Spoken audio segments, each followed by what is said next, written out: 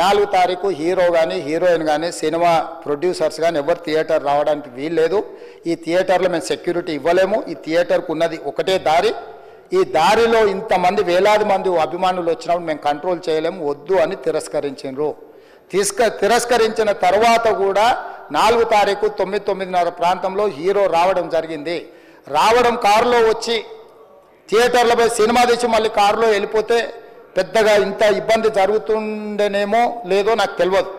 కానీ ఎక్స్రోడ్ చౌరస్తా కంటే ముందు నుంచే కారులో రూఫ్ టాప్ ఓపెన్ చేసి రోడ్ షో చేసుకుంటే థియేటర్లో పోవడంతో ఆ చుట్టుముట్టుతున్న 7-8 థియేటర్లలో ఉన్న సినిమా అభిమానులు మొత్తం ఇక్కడికే రావడంతో వేలాది మంది జమ అయ్యారు.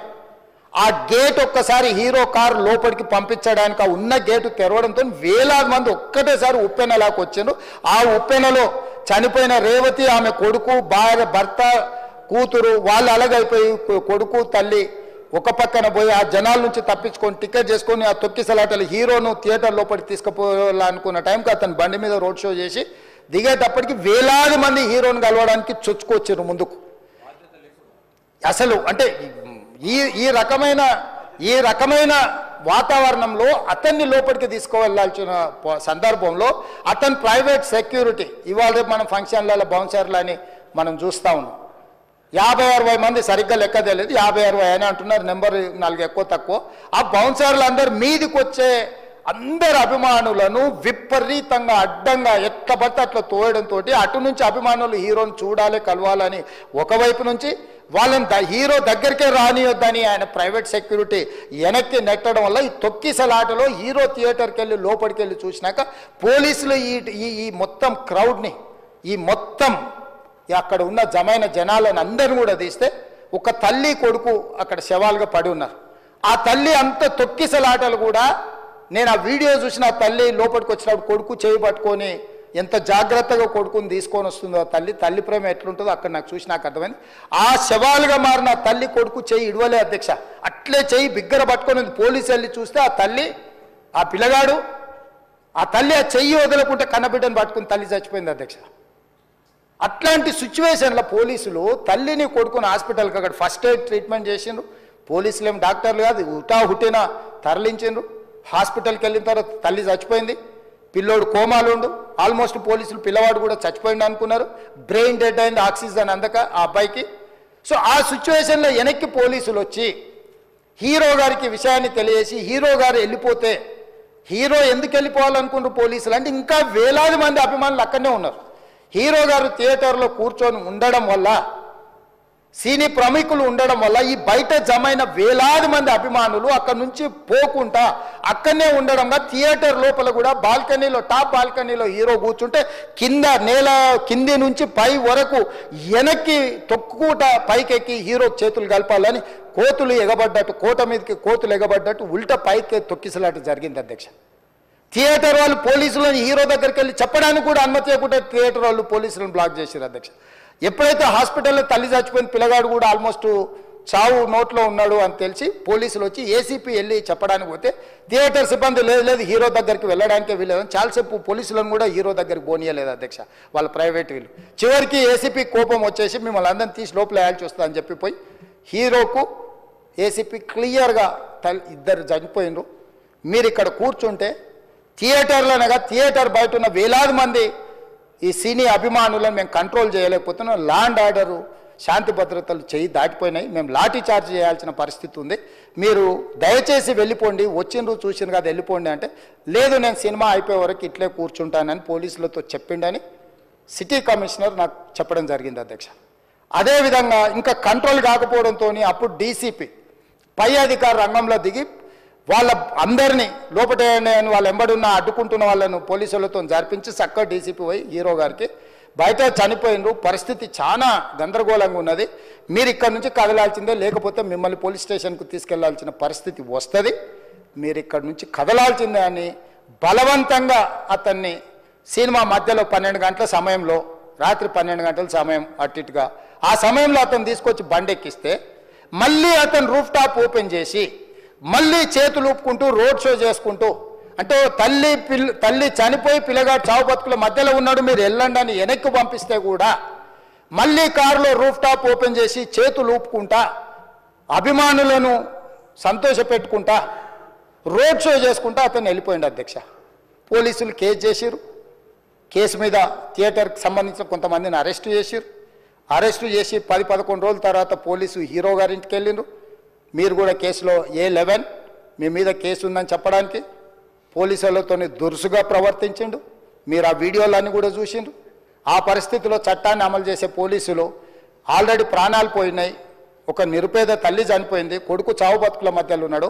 ఆ రోజు కోర్టుల కేసులు కూడా వస్తున్నాయి. కోర్టుకు కూడా మీరు విచారణలు ఏం చేసిండ్రని కోర్టుకు కూడా పోలీసులు జవాబు చెప్పాల్సిన పరిస్థితి ఉండే అధ్యక్ష. దాంతో మాట్లాడితే వాళ్ళు చాలా బాధ్యతారహితంగా సమాధానాలు ఇచ్చారని మా పోలీస్ సిబ్బంది చెప్తాను. దాంతోనే అతన్ని పోలీస్ స్టేషన్ తీసుకెళ్ళారు అధ్యక్ష. ఇక్కడి వరకు ఒక హీరో, ఒక థియేటర్లో జరిగిన సంఘటనలు, వీటన్నిటి నేపథ్యంలో పోలీసులు వాళ్ళ విధి నిర్వహణ నిర్వహించారు అధ్యక్ష. ఎప్పుడైతే అతను పోలీస్ స్టేషన్కు తీసుకెళ్ళిరో కొన్ని రాజకీయ పార్టీలు పైశాచికంగా ఎంత నీచంగా నన్ను తిట్టుకుంటా పోస్టులు పెట్టినరంటే, అంటే తెలంగాణ समाजంలో మలక్పేట్ बलाला साहब के कॉन्स्टिट्यूंसी के वोटर है, उन लोग मलकपेट के छोटे नौकरी, उसका नौकरी अकबर साहब वो 30,000 नौकरी करता है, उसके परिवार में कोई कमाई नहीं है, एक एक टिकट 3,000 रुपये में खरीदा, वो बच्चा उनका फैन है बोल के उनके परिवार 12,000 रुपये रखकर 4 टिकट खरीद के पिक्चर को गए। 30,000 महीने को कमाने वाले నెలకు 30,000 జీతంతో పనిచేసి ఒక ప్రైవేటు చిన్న దాంట్లో ఉద్యోగం చేసుకునే తండ్రి తన కొడుకు ఆయన అభిమానాన్ని కుటుంబము 12,000 రూపాయలు 3,000కు ఒక టికెట్ 12,000 రూపాయలు పెట్టి సినిమా థియేటర్కి వెళ్తే థియేటర్లో చనిపోతే చనిపోయిన 11వ రోజు వరకు వీళ్ళు ఎవరు హీరో కానీ ప్రొడ్యూసర్ కానీ ఎవరు కానీ ఆ కుటుంబాన్ని చనిపోయిన కుటుంబాన్ని కానీ హాస్పిటల్లో చావు బతుకుల మధ్యలో ఉన్న పిల్లవాడిని పరామర్శించడానికి కూడా పోలేదు అధ్యక్ష. ఇది ఏ రకమైన మానవత్వం అధ్యక్ష? నాకు అర్థం కాలే. ఇలాంటి మానవత్వం లేకుండా వ్యవహరించిన వాళ్ళను పోలీసులు విధి నిర్వహణలో భాగంగా పోలీస్ స్టేషన్కు తీసుకెళ్తే ఒక ఆయన ట్విట్టర్లో పెడతాడు అడ్డగోలుగా 10 ఏళ్ళు మంత్రి చేసి ఉద్యమాలు చేసినామని చెప్పుకునేటోళ్ళు, ఉద్యమాల సమయంలో సినిమా షూటింగ్లో జరగొద్దని దాడులు చేసిన వ్యక్తులు ఇవాళ అతను భగవత్ స్వరూపుడు, అసలు అతన్ని పోలీసులు ముట్టుకుంటారా? అసలు ఈ రాష్ట్రం ఏమైపోతుంది? ఈ రాష్ట్రం ఉంటుందా?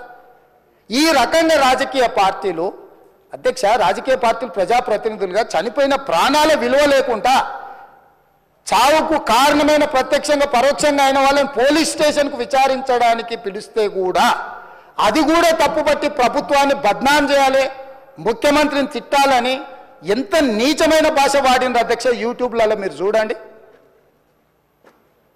నాకేముంటుంది అధ్యక్ష? ఏంది ఆ సినిమాకు స్పెషల్ రిలాక్సేషన్స్ ఇచ్చి ఇవాళ సినిమా ఏదైతే వ్యాపారం చేసిందో సినీ పరిశ్రమను ప్రోత్సహించాలని మొదటి వారం అత్యధికంగా సినిమా ధరలతో టికెట్లు అమ్ముకోవడానికి, స్పెషల్ షోలు వేసుకోవడానికి, బెనిఫిట్ షోలు వేసుకోవడానికి ప్రత్యేకమైన అనుమతులు ఇచ్చింది నా ప్రభుత్వమే కదా, మా ప్రభుత్వమే అధ్యక్ష. సినీ పరిశ్రమను ప్రోత్సహించాలనే మా విధానం. ప్రోత్సహించే క్రమంలో తెలంగాణ ప్రజల ప్రాణాలను తీసుకోమనే, ప్రాణాలు తీసుకుంటే కూడా వాళ్ళని ఏమనొద్దానంటే మీరు లా చేయండి అధ్యక్ష. మరి స్టేట్కు లా అథారిటీ ఉందో లేదో నాకు తెలియదు, కానీ star, film star, super stars or political stars is having some special privilege. If they murdered anyone also we need not to prosecute or otherwise we need not to book any case against these personalities అని మనం మీరు చట్టం చేస్తా అంటే సినీ ప్రముఖులకు కానీ రాజకీయ ప్రముఖులకు కానీ స్టార్లని ఫీల్ అయ్యే వాళ్ళ పట్ల ప్రత్యేకమైన చట్టం ఉంటుంది, వాళ్ళ మీద కేసులు పెట్టొద్దని మీరు ఏమైనా చట్టం చేస్తే ఆ చట్టం అమలు చేస్తాం అధ్యక్ష. ఈ రోజున్న డాక్టర్ బాబాసాహెబ్ అంబేద్కర్ ఇచ్చిన చట్టం ప్రకారము దీనికి కారణమైన వాళ్ళను ప్రత్యక్షంగా పరోక్షంగా కారణమైన వాళ్ళందరి మీద కేసులు కట్టి పోలీసులు విచారణ చేయాల్సిందే, బాధితులను శిక్షించాల్సిందే అధ్యక్ష. సో ఈరోజు ఆ కుటుంబాన్ని ఆదుకోవడానికి ఈరోజు కూడా ఆర్థికపరమైన విషయాల్లో కానీ దీంట్లో కానీ వాళ్ళు ఎవరు పెద్దగా ఆసక్తి, కనీసం సినిమా వాళ్ళు ఒక్కరోజు అతను పొయ్యి వస్తే సినీ ప్రముఖులందరూ అతని ఇంటికి వెళ్ళి అతనికి మొత్తం ఏదో కాళ్ళు చేతులు యాక్సిడెంట్లో పోయినట్టు కన్నీళ్లు గారుస్తారు. ఈ సినీ ప్రముఖులు ఒక్కరైనా హాస్పిటల్కి పోయినరా అధ్యక్ష? నేను సూటిగా తమ ద్వారా సినీ ప్రముఖులను నేను అడుగుతున్నా అధ్యక్ష. తల్లి చనిపోయి 9 సంవత్సరాల పిల్లగాడు బ్రెయిన్ డెడ్ అయ్యి ఆక్సిజన్ అందక 20 రోజుల నుంచి హాస్పిటల్లో కోమాలో ఉంటే ఈ సినీ ప్రముఖులు ఒక్క రోజు కోసం పోలీస్ స్టేషన్ పోయిన ఇంటికాడ క్యూ కట్టి ప్రభుత్వాన్ని తిడుతున్నారు, నన్ను తిడుతున్నారు. అతన్ని పరామర్శిస్తారు. ఏమైంది అధ్యక్ష? అతను కాలు పోయిందా, కన్ను పోయిందా, చేయి పోయిందా, ఏమైనా కిడ్నీలు దెబ్బతిన్నా, ఏమైంది? అతన్ని ఇంతమంది సినీ ప్రముఖులు పరామర్శించరు, కలిసిండ్రు, అభినందించరు. కానీ ఆ పిల్లగాన్ని కనీసమన్నా పరామర్శించడానికి సినీ ప్రముఖులు ముందుకు రాలేదంటే సినిమా ఇండస్ట్రీలో ఉన్న ప్రముఖులు ఏం ఆలోచన చేస్తుండ్రో, ఏం కోరుకుంటుండ్రో నాకైతే తెలియదు. జరిగిన విషయం చాలా అన్ఫార్చునేట్. నేను గత 3 ఏళ్ళుగా ఈ సినిమా థియేటర్లో చూస్తేనే నాకు తెలుస్తుంది. అంటే నేను ఇన్ని కోట్లు పెట్టి అమ్మాను కదా సినిమా, నాకు రెస్పాన్సిబిలిటీ ఉంటుంది. సినిమా ఎలా ఉంది, అది థియేటర్లో చూస్తే నా 3 years ఎఫర్ట్, అది జస్ట్ ఒక షో కాదు, నాకు ఎమోషనల్గా అది 3 years ఎఫర్ట్. అసలు ఏమవుతుంది నా future, it's like make or break moment for me. So అలాంటి ఇంపార్టెంట్ పాయింట్లో నేను వెళ్తూ నేను అదే ఆలోచించాను తప్ప నేనేమి ఇర్రెస్పాన్సిబుల్గా గత 20-30 ఏళ్ళుగా నేను అదే థియేటర్కి వెళ్తున్నాను. ఓల్డ్ సినిమాలకి వెళ్ళాను నేను అదే థియేటర్కి, నా సినిమాలు కాకుండా బయట సినిమాలకి వెళ్ళా. ఎప్పుడు ఇలాంటి యాక్సిడెంట్ అవ్వలేదు. అండ్ నేనేదో ఇర్రెస్పాన్సిబుల్గా థియేటర్కి వెళ్ళిపోయాను, పర్మిషన్ లేకుండా వెళ్ళిపోయాను అనేది అబ్సల్యూట్లీ ఫాల్స్ ఇన్ఫర్మేషన్. అలాంటిది ఏమీ లేదు. థియేటర్ వాళ్ళు పర్మిషన్ సార్ట్అవుట్ చేసుకున్నారని చెప్పి మేము అక్కడికి వెళ్ళాం. అక్కడికి వెళ్తే పోలీసులే క్లియర్ చేస్తున్నారు అక్కడ. So it is understood that everything is sorted. నేను వాళ్ళ డైరెక్షన్లోనే వెళ్తున్నాను. అంటే చాలాసార్లు వాళ్ళు చెప్తారు, సార్ మీ పర్మిషన్ లేదంటే మేము రెండట్టు వెళ్ళిపోతాం. వాళ్ళే క్లియర్ చేసి ముందుకు రమ్మంటూ ఉంటే పర్మిషన్ ఉందనుకునే కదా మేము ముందుకు వెళ్తూ ఉంటాం in that flow of things. So నేను ఆ మైండ్ స్పేస్లోనే ఉన్నాను. అండ్ మెయిన్ నేను చెప్పాల్సింది ఏంటంటే అసలు ఇక్కడ this a false allegation that there is a road show, ఏంటిది ప్రొసెషన్. అసలు ప్రొసెషన్ కాదు, రోడ్ షో కాదు, ఏమీ కాదు. జస్ట్ థియేటర్ ఇక్కడ ఉన్నాను, అక్కడ theatre just couple of metres away, couple of yards away from the theatre. అది అసలు రోడ్ షో కాదు, ఏమీ కాదు. కార్ అలా వెళ్తూ ఆగిపోయింది. ఒక పాయింట్ తర్వాత ఎంత జనం కూడిపోతారంటే అండి, మీరు కనపడితే కానీ జనం వెళ్ళరు. బౌన్సర్లు కానీ ఎవరన్నా పోలీస్ కానీ అందరూ అడుగుతారు, సార్ మీరు ఒక్కసారి వేవ్ చేసాను సార్ వాళ్ళు వెళ్ళిపోతారంటే మేము మామూలుగా ఎప్పుడు బయటకు వచ్చి అందరికి వేవ్ చేస్తాం. అది నేనే కాదు, ఎనీ లీడర్, ఎనీ సెలబ్రిటీ ఎవరైనా అడగండి, మనం వేవ్ చేస్తేనే వాళ్ళందరూ జరుగుతారు. ఓకే చూసాం, సాటిస్ఫాక్షన్ ఉంటుంది, అప్పుడు దే స్టార్ట్ మూవింగ్ అవే. అది మీద చేశాను. And is also respect. ఇంత వేల మంది చూస్తానికి వచ్చినప్పుడు నేను నా కార్ లోపల, టెంటెడ్ కార్ లోపల దాక్కుని కూర్చుని ఉన్నా. బట్ అంతమంది అంతమంది వచ్చినప్పుడు వాళ్ళకి ఏం కావాలి, హీరోది ఒక గ్లిమ్స్ కావాలి అంతే. అది కూడా ఇవ్వకపోతే నేను ఎంత ఆరగెంట్ కింద ఉంటుంది. ఇంతమంది ప్రేమ చూపిస్తే నేను కాలు కూర్చున్నారులే అనుకుంటాను నేను. అరే నేను బయటకు వచ్చి ఒక్కసారి వాళ్ళందరికీ థ్యాంక్ యూ ప్లీజ్ పదండి ఇలా అంటుంటా. మీరు చూడండి నా జస్టిస్ అని చూడండి, ఇలాంటే ఇలా పదండి అంటే నేను చెప్తేనే వాళ్ళు వెళ్తారు. అది పోలీసులు కానీ బౌన్సర్ కానీ అందరూ మేనేజ్మెంట్ అందరూ వెళ్తారు. సార్ మీరు చెప్తేనే వింటారు, ఒక్కసారి మీరు చెప్పండి అంటే మేము వచ్చి బయటకు వచ్చి ఇలా వేవ్ చేసి ఇలా అంటే వాళ్ళందరూ జరుగుతుంటారు. That is how we went in to the theatre. And థియేటర్కి వెళ్ళిన తర్వాత what I wanted to say is that there's a misinterpretation అనుకోండి, misinformation అనుకోండి, false information అనుకోండి, ఏమనుకోండి. It is no road show, it is no procession. Just థియేటర్కి వెళ్తుంటే జనాలు ఎక్కువ బయటకు వస్తే జస్ట్ వాళ్ళు వేవ్ చేసి మళ్ళీ లోపలికి వెళ్ళిపోయి మళ్ళీ థియేటర్ లోపలికి వెళ్ళిపోయాం. అండ్ థియేటర్ లోపల మీ సినిమా చూసిన కొంచెం సేపటికి సార్ నా వర్క్ అసలు ఏ పోలీసు కానీ ఎవ్వరూ నాకు వర్క్ అసలు నన్ను కలవలేదు, నాతో ఏం చెప్పలేదు. నాకు చెప్పిందల్లా అది పైగా మా మేనేజ్మెంట్ సైడ్ నుంచి వాళ్ళు మా వాళ్ళు వచ్చి చెప్పింది ఏంటంటే, సార్ బయట ఓవర్ క్రౌడ్ అవుతుంది, మీరు దయచేసి వెళ్ళిపోండి అని చెప్పారు. వాళ్ళ పోలీసు వాళ్ళందరూ బయట చాలా మందికి ప్రాబ్లం అవుతుంది సార్, ఓవర్ క్రౌడ్ అవుతుంది, మీరు వెళ్ళిపోండి అంటే నేను వెళ్ళిపోయా. సినిమా స్టార్ట్ అయిన కొంచెంసేపు నేను వెళ్ళిపోయా. నేను మా వైఫ్ అందరూ మేము బయటకు వచ్చాము అంతే. నాకు అసలు ఆ తర్వాత నెక్స్ట్ డే నాకు తెలిసింది ఒక లేడీ ఇలా ఉందంట, కళ్ళు తిరిగి పడిపోయిందంట, ఆ తర్వాత ఆవిడ పాపం చనిపోయిందంట, ఇలా ఒక కిడ్ ఉన్నాడు అంటే నేను షాక్లో గురయ్యా. అంటే నాకు తెలీదు అసలు, నెక్స్ట్ డే వరకు నాకు అసలు తెలీదు. I had no idea. ఎందుకంటే నేను నా పిల్లల్నే పక్కన పెట్టుకున్నా, నా వైఫ్, నా కొడుకు, నా కూతురు థియేటర్లోనే ఉన్నారు. నాకు తెలీదు. నిజంగా అలా జరుగుండి ఉంటే, నాకు తెలిసి ఉంటే నేను వాళ్ళు తీసుకుని వెళ్ళిపోతాను కదా, మినిమం కదా, ఎవరైనా వాళ్ళ పిల్లలు వాళ్ళు తీసుకుని వెళ్ళిపోతారు కదా. నాకు తెలియని కూడా తెలియదు. సరే పిల్లలు వాళ్ళు చూసుకుంటారు, మనం వెళ్ళిపోతే క్రౌడ్ క్లియర్ అయిపోతే, ప్రాబ్లమ్ సాల్వ్ అయిపోతే నేను వదిలేసి వెళ్ళిపోయా. అలాంటిది నాకు తెలిసి కూడా నేను సినిమా చూస్తూ ఉన్నాను, ఇలాంటి ఫాల్స్ అలిగేషన్స్ వస్తే చాలా బాధ వేస్తుంది. పిల్లలు ఉన్నారు సార్, పిల్లలు వదిలేసి వెళ్ళిపోతాను నేను. నాకు నా పిల్లలు అంటే ఎంత ఇష్టం తెలుసు, ఎవరైనా ఉంటారు కదా, తీసుకుని వెళ్ళిపోతారు కదా. అలాంటి నాకు క్లూ కూడా లేదు. నేను ఇంటికి వెళ్ళిపోయిన తర్వాత నేను వెళ్ళిపోయిన నెక్స్ట్ డే నాకు మార్నింగ్ తెలిసి ఇలా చనిపోయారంటే షాక్ అయ్యాను నేను. షాక్ ఇమ్మీడియట్గా నేను బాస్కు ఫోన్ చేశాను, మా బన్నీ బాస్కు ఫోన్ చేసి, బాస్ ఇమ్మీడియట్గా హాస్పిటల్కి వెళ్ళి వాళ్ళని కలువు, నేను వస్తానంటే సార్ నేను మొత్తం అక్కడ వెళ్ళి సెట్ చేసి వస్తాను, వాళ్ళందరూ ఎమోషనల్గా ఎలా ఉన్నారు ఏంటో మనం ఫస్ట్ చెక్ చేసుకున్న తర్వాత మీరు దిగాలి, ఒక నిమిషం ఆగండి సార్. వెళ్ళిపోయి తర్వాత వాసు నేను వస్తానంటే, సార్ మీరు రావద్దు ప్లీజ్, దయచేసి మీరు హాస్పిటల్ రావద్దు, ఇక్కడికి గందరగోళం అయిపోద్ది, నేను నైట్ మీరు థియేటర్కి వెళ్ళారు, ఇష్యూ అయింది, చాలా ప్రాబ్లం అయింది, ఇప్పుడు మీరు హాస్పిటల్కి వచ్చి మళ్ళీ ప్రాబ్లం అయితే మాత్రం సార్ చాలా ప్రాబ్లం అవుతుంది సార్, నేనే వాళ్ళని కొంచెం వాళ్ళ రిచువల్స్ అన్నీ అయిపోయిన తర్వాత మీ దగ్గర తీసుకొస్తానని చెప్పాడు.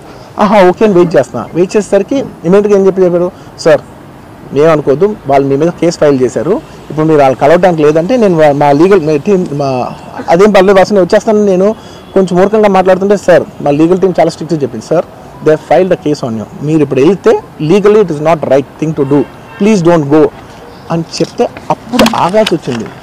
సార్ ఎవరో వైజాగ్లో చనిపోతేనో, లేకపోతే చనిపోతున్నారంటేనో, లేదంటే విజయవాడలో చనిపోతున్నారంటే ఒక పెద్ద ఆవిడంటేనో, లేదంటే చిరంజీవి గారి ఫ్యాన్స్ మన నూర్బాయ్ లాంటి వాళ్ళు, లేదంటే కళ్యాణ్ గారి ఫ్యాన్స్ మన ఎవరో అంటేనే వాళ్ళందరికీ నేను వెళ్ళి పర్సనల్గా, సార్ ఇక్కడ నుంచి విజయవాడ వెళ్ళాను సార్ ఎవరినో కలవటానికి, ఒక లేడీని, ఒక వైజాగ్ వెళ్ళాను ఇక్కడ నుంచి ఎక్కడో ఉప్పలు ఉంటే ఎక్కడో దాటి ఉంటే అక్కడికో వెళ్ళాను. అలాంటిది నా ఓన్ ఫ్యాన్స్, నాకు నా ఫ్యాన్స్ అంటే ఎంత ఇష్టం మీ అందరికీ తెలుసు, అలాంటి నా ఓన్ ఫ్యాన్స్ నా ఓన్ థియేటర్లో నేను ఉన్న ప్రెమిసెస్లో అలా జరిగిందంటే నేను వెళ్ళి కలవనాలని, ఆ కలవాలి నాకు ఉండదా? అది మినిమం కదా. అసలు ఎవరైనా వెళ్ళి కలుస్తారు, ఎందుకు కలవను నేను కలవపడడానికి ఓన్లీ రీజన్ ఏంటంటే I'm legally I'm tired, I can't go. అంత మాత్రం నేను స్పందించలేదు అని అనడానికి కూడా లేదు. సో నాకు ఏం చేయాలో తెలియక నెక్స్ట్ డే సరే వాసు మనం వెళ్ళకపోతే బాగోదు, ఏం చేయాలో తెలియక అప్పటికప్పుడు ఒక వీడియో పెట్టా. ఎందుకంటే నేను కూడా షాక్లో ఉన్నా, జెన్యున్లీ నేను కూడా షాక్లో ఉన్నా. అరే ఇలా అయింది ఏంటి, ఎటు కాకుండా హాఫ్గా ఉన్నాను నేను జెన్యున్ చెప్పి హాఫ్ ఉన్నాను. నేను ఇప్పుడు కూడా కొంచెం హాఫ్గానే ఉన్నాను. నాకు తెలుస్తుంది నేను కరెక్ట్గా సెంటర్డ్గా లేను, కొంచెం ఆఫ్లోనే నాకు తెలుస్తుంది. ఎనీవేస్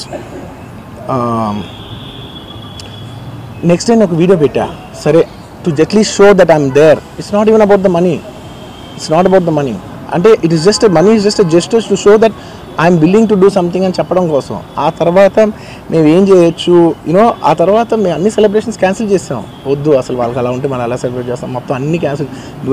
పెద్ద పెద్ద ఫంక్షన్స్ అక్కడ కర్ణాటకలో అక్కడ ఇక్కడ పెద్దగా చేద్దాం అనుకున్నాం.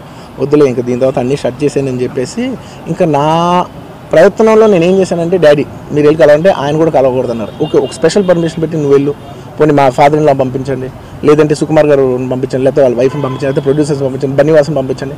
ఇలా ఎప్పటికప్పుడు అప్డేట్ తెచ్చుకుంటున్నాను to know what is happening with the kid. అంతే తప్ప నేను అసలు ఏం కేర్ చేయట్లేదు. ఇలా కొన్ని ఫాల్స్ ఎలిగేషన్స్, క్యారెక్టర్ అసాసినేషన్ మాటలు వచ్చినప్పుడు మాత్రం చాలా బాధ వేస్తాను. నేను ఎన్నైనా తీసుకోగలను, నన్ను నమ్మండి, మీ అందరూ తెలుసు ఐఎమ్ స్ట్రాంగ్ పర్సన్, నేను చాలా ఫేస్ చేస్తాను, నేను తీసుకోగలను, నేను తట్టుకోగలను. కానీ ఇలాంటి అన్నప్పుడు మాత్రం ఇంత లో పాయింట్లో, ఇట్స్ జెన్యున్లీ లో పాయింట్.